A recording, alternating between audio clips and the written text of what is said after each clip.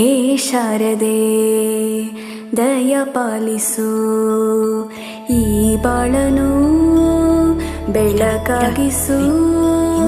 ಹೇ ಶಾರದೆ ದಯ ಪಾಲಿಸು, ಈ ಬಾಳನು ಬೆಳಕಾಗಿಸು. ನಾಳೆಗಳ ದಾರಿಯಲ್ಲಿ ನಂಬಿಕೆಯ ನೆಲೆಯಾಗಿರಿಸು, ಮುನ್ನಡೆಸು. ಕೈ ಹಿಡಿದು ನಾವಾಡೋ ಪದ ಪದದಲ್ಲೂ ಸಂಚರಿಸು.